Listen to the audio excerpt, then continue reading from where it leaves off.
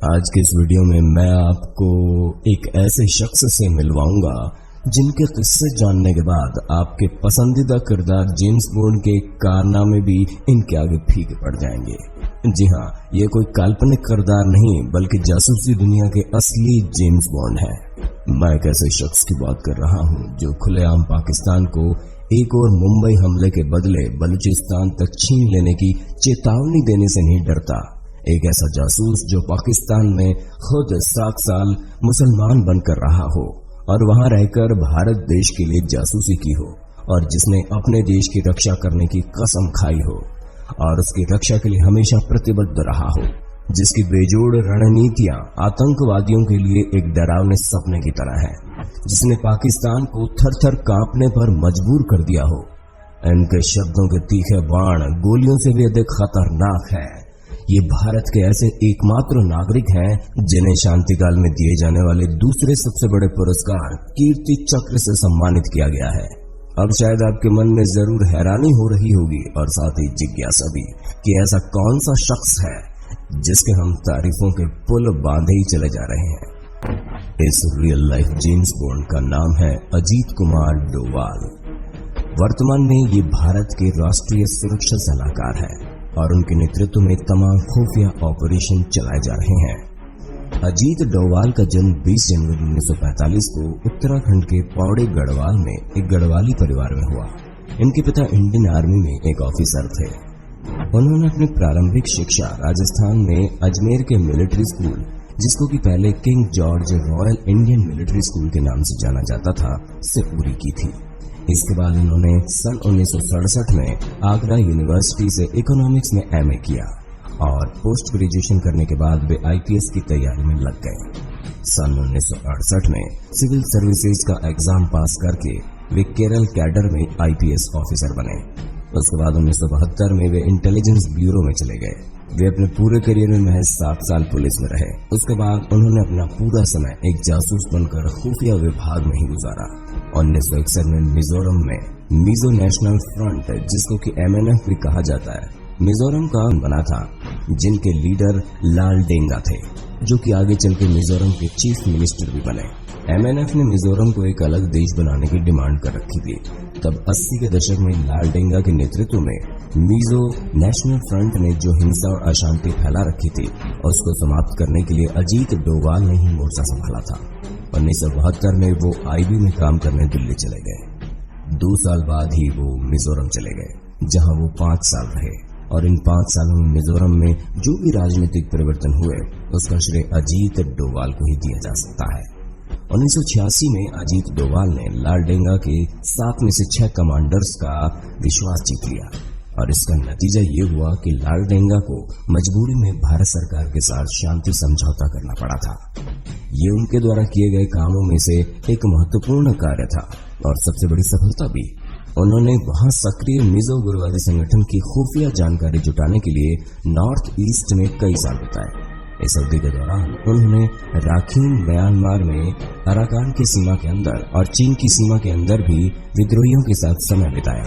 मिजोरम से डोवाल सिक्किम गए, जहां उन्होंने भारत के साथ राज्य के विलय के दौरान भूमिका निभाई। नॉर्थ ईस्ट के सफल अभियान के बाद डोवाल पाकिस्तान चले गए और वहां पर 7 साल रह चुके हैं। ये बात उन्होंने खुद एक समारोह में कही थी।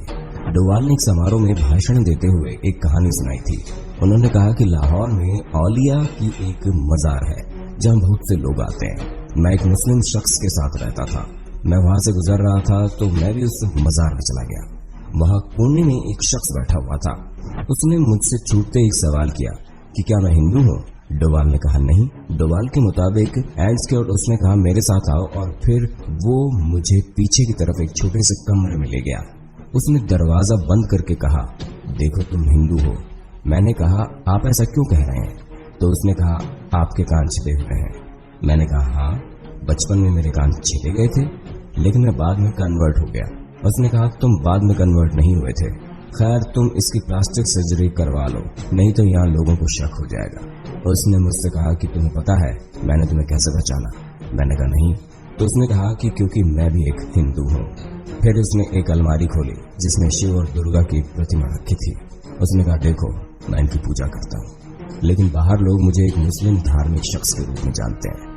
एक दंगे में यहाँ पर मेरे परिवार के सभी लोगों को मार दिया गया था और मैं यहाँ अब भेष बदल कर रहता हूँ।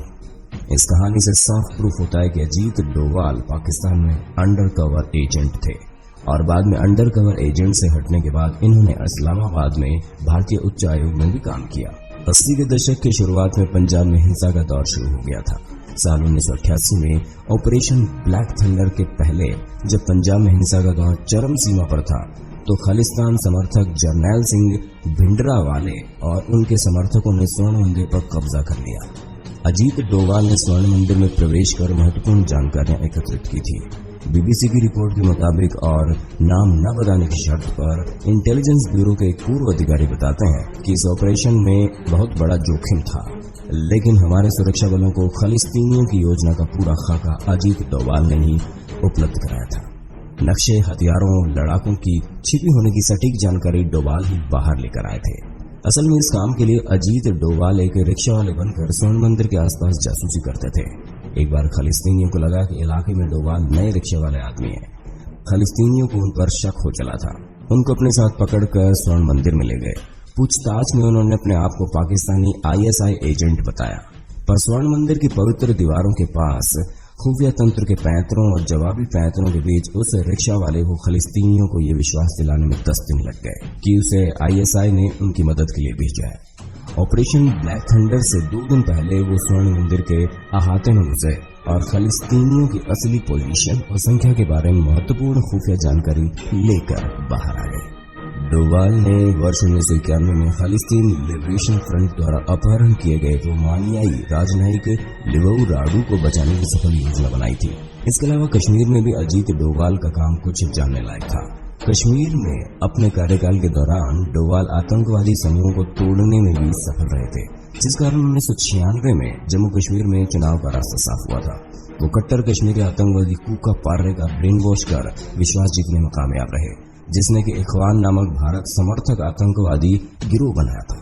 साल 1999 में जब इंडियन एयरलाइंस की IC-814 को काठमांडू में हाईजैक कर लिया गया था, अपहरण करने वाले विमान को अफगानिस्तान के कंधार में ले गए थे। उन्होंने विमान में सवार 180 यात्रियों को बंधक बना लिया था। तब डोवाल ने सरकार के प्रतिनिधि के रूप में तालिबान से बातचीत करने वाले भारतीय दल में शामिल हो गए थे। उन्होंने खुलासा किया कि पाकिस्तानी ISI ने तालिबान की सहायता नहीं की और यही वजह रही कि आतंकवादी अपने मिशन में सफल नहीं हो पाए थे। सिर्फ यही नहीं, अजीत डोवाल ने 1971 और 1999 के बीच इंडियन एयरलाइंस के विमान के 15 अपहरणों को रोका था। इसके अलावा सन 2004 से पहले अजीत डोवाल ने मल्टी एजेंसी सेंटर और joint task force on intelligence की स्थापना की थी, जिसका मकसद था कि 2 अलग अलग संस्था को एक ही मंच पर लाना और एक साथ मिलकर आतंकवाद का मुकाबला करना। यही नहीं, डोवाल ने यासीन मलिक, शबीर शाह, पाक समर्थक सैयद अली शाह गिलानी को बातचीत के लिए मजबूर किया ताकि शांतिपूर्वक युद्ध का हल निकले, यानी कि वे एक तरह से मनोवैज्ञानिक युद्ध के भी मास्टर थे। 2004 में मनमोहन सिंह के नेतृत्व वाली UPA सरकार ने डोवाल को IB यानी कि इंटेलिजेंस ब्यूरो का प्रमुख बनाया। असल में डोवाल को जनवरी 2005 में इस्तीफा देने के लिए मजबूर किया गया था, क्योंकि तत्कालीन NSA MK नारायणन ने अपने पूर्व कर्मचारी अधिकारी ESL नरसिम्हन को अगले IB प्रमुख के रूप में चुना था। 2009 में NSA बनने से पहले डोवाल ने विवेकानंद इंटरनेशनल फाउंडेशन की स्थापना की थी, जो कि पूर्व जासूस प्रमुखों और डिप्लोमेट्स का एक थिंक टैंक ग्रुप है। विवेकानंद फाउंडेशन को राष्ट्रीय स्वयंसेवक संघ के थिंक टैंक के तौर पर भी जाना जाता है। मोदी सरकार ने डोवाल को रिटायरमेंट से बाहर निकाला और उन्हें 30 मई 2014 को भारत का 5वां NSA बना दिया गया। जून 2014 में जब 46 भारतीय नर्सें इराक के तिकरित के एक अस्पताल में फंसी हुई थी, तो डोवाल ने इन 46 भारतीय नर्सों की रिहाई के लिए नेतृत्व किया था। डोवाल ने 25 जून 2014 को इराक के लिए एक टॉप सीक्रेट मिशन की उड़ान भरी। इन्होंने रात जाकर इराकी सरकार में हाई लेवल कॉन्टैक्ट्स बनाए और 5 जुलाई 2014 को आतंकवादियों ने एरबिल शहर में नर्सों की रिहा कर दिया। बाद में नर्सों को इंडियन एयरलाइंस के एक विशेष विमान से भारत के कोच्चि में उनके घर वापस लाया गया। सलमान खान की फिल्म टाइगर जिंदा है इसी घटना से प्रेरित है। मणिपुर के चंदेल जिले में उग्रवादियों ने 4 जून 2015 को भारतीय सेना के काफिले पर हमला कर दिया था। उत्तर पूर्वी भारत में अब तक हुए इस भीषण हमले में 18 जवान शहीद हो गए थे। इसके जवाब में भारतीय सेना ने अपने खास सैनिकों की टुकड़ी को म्यांमार सीमा के अंदर भेजकर उन उग्रवादियों को मुंह तोड़ जवाब दिया था। भारतीय सेना के इस मिशन को ऑपरेशन हॉट पैराशूट का नाम दिया गया। उस समय राष्ट्रीय सुरक्षा सलाहकार रहे अजीत डोवाल ने सेना प्रमुख जनरल दलबीर सिंह सुहाग के साथ मिलकर इस सैन्य अभियान की योजना बनाई थी। डोवाल के नेतृत्व वाले इस मिशन में सेना जिसने 40 मिनट के भीतर ऑपरेशन समाप्त कर दिया, जिससे 38 नागा विद्रोही मारे गए और 7 घायल हो गए थे और ऑपरेशन पूरी तरह सफल रहा था। पाकिस्तान के खिलाफ सर्जिकल स्ट्राइक के दौरान वो सबसे ज्यादा चर्चा में आए। ये डोवाल ही थे जिन्होंने उड़ी आतंकी हमले का बदला लेने के लिए सर्जिकल स्ट्राइक के मास्टरमाइंड का श्रेय दिया जाता है। इन्होंने डोकलाम गतिरोध को समाप्त करने में मदद की और उत्तर पूर्व में विद्रोहियों से निपटने के लिए निर्णायक फैसले किए। पुलवामा हमले का बदला लेने के लिए बालाकोट के जेएम शिविर में वायुसेना के हवाई हमले में भी इनका ही हाथ था। उन्हें पाकिस्तान के संबंध में भारतीय राष्ट्रीय सुरक्षा नीति में सैद्धांतिक बदलाव के लिए बड़े पैमाने के रूप में श्रेय दिया जाता है, जो कि डिफेंसिव से डबल स्क्वीज स्ट्रेटजी है, जो कि वर्तमान समय में भारत की एक सुरक्षा नीति है। ये एक रणनीति है जिसके परिणाम स्वरूप प्रमुख आतंकवादी हमलों के बाद पाकिस्तानी आतंकवादियों पर भारतीयों ने पलटवार किया है। इसलिए अनुमान लगाया गया कि सितंबर 2016 में पाकिस्तान में भारतीय सर्जिकल स्ट्राइक उनके दिमाग की उपज थी, जो भारत के लिए शत्रुतापूर्ण लक्ष्यों को बेअसर करने में बेहद प्रभावी रहा था। डोवाल को राजनयिक चैनलों और बातचीत के माध्यम से डोकलाम स्टैंड ऑफ को हल करने का भी श्रेय दिया जाता है, जो कि उन्होंने विदेश सचिव एस जयशंकर और चीन में भारतीय राजदूत विजय केशव गोखले के साथ मिलकर किया था। उसी समय चीनी पक्ष की तरफ से मंत्री स्तरीय वार्ता के लिए जोर देने के बाद उन्हें इसी साल सितंबर में राज्य मंत्री का दर्जा भी दिया गया। अक्टूबर 2018 में उन्हें स्ट्रेटेजिक पॉलिसी ग्रुप का चेयरमैन के रूप में भी नियुक्त किया गया था, जो कि राष्ट्रीय सुरक्षा परिषद में 3 स्तरीय संरचना का पहला स्तर है, साथ में डिसीजन मेकिंग बॉडी भी है। 2019 के भारत पाकिस्तान गतिरोध में विंग कमांडर अभिनंदन वर्धमान को जब 60 घंटों के लिए पाकिस्तान में बंदी बना लिया गया था, जो कि अजीत डोवाल और विदेशी प्रयासों के कारण पाकिस्तान को जल्द ही वर्धमान को रिहा करना पड़ा। यही नहीं, 370 हटने के बाद डोवाल खुद जमीन पर उतरकर काम करते हुए दिखाई दिए और स्थानीय लोगों से बातचीत कर उन्हें समझाते हुए दिखे कि उनके पास एकमात्र विकल्प भारत और उसका विकास का मॉडल है। बोलते बोलते मेरा मुंह थक गया है, लेकिन इनकी उपलब्धियां खत्म होने का नाम नहीं ले रही। अजीत डोवाल को उनके उम्दा और सराहनीय सेवा के लिए पुलिस मेडल अवार्ड मिला था, जो कि ये मेडल पाने वाले सबसे कम उम्र के अधिकारी हैं। ये मेडल उन्हें मात्र 6 साल के बाद ही मिल गया था। इसके बाद उनको प्रेसिडेंट पुलिस मेडल भी मिला, जो कि हर साल गणतंत्र दिवस और स्वतंत्रता दिवस पर चुने गए अधिकारियों को उनके वीरता और प्रतिष्ठित सेवा के लिए राष्ट्रपति द्वारा दिया जाता है। यही नहीं, साल 1988 में उनको सर्वोच्च वीरता पुरस्कारों से एक कीर्ति चक्र प्रदान किया गया था, जो कि पहले केवल मिलिट्री ऑनर्स के रूप में दिया जाता था। उन्होंने इतिहास बनाया और पुलिस अधिकारी बनकर ये सम्मान पाया। सुनने में ये भी आ रहा है कि अजीत डोवाल पर फिल्म निर्देशक नीरज पांडे एक फिल्म बनाने जा रहे हैं, जिसमें अक्षय कुमार मुख्य भूमिका निभाते हुए नजर आ सकते हैं। आज भी भारतीय सीमा सुरक्षा की जिम्मेदारी अजीत डोवाल के कंधों पर है। जब हमारा देश और हमारी सुरक्षा अजीत डोवाल जैसे हाथों में है, जो कि देश की सीमा पर न रहकर भी हमारी सुरक्षा के लिए 24/7 और साल के 365 दिन लगे हुए हैं। इसलिए अब आप समझ गए होंगे कि हमने क्यों कहा कि भारत के राष्ट्रीय सुरक्षा सलाहकार डोवाल के कारनामों के आगे जेम्स बॉन्ड के किस्से भी फीके नजर आते हैं। ऐसी शख्सियत के लिए दिल में एक जोरदार सैल्यूट तो बनता ही है। उम्मीद है अब आप एक रियल जेम्स बॉन्ड से अवगत हो गए होंगे और बाकी लोग भी इनके बारे में जाने, इसलिए इस वीडियो को ज्यादा से ज्यादा शेयर कीजिए। आपको ये वीडियो कैसा लगा? आप अपनी राय और सुझाव हमें जरूर दीजिएगा। हमारी इस बायोग्राफी सीरीज में आगे आप किस शख्स के बारे में जानना चाहते हैं, हमें जरूर बताएं। जय हिंद, वंदे मातरम, जय भारत।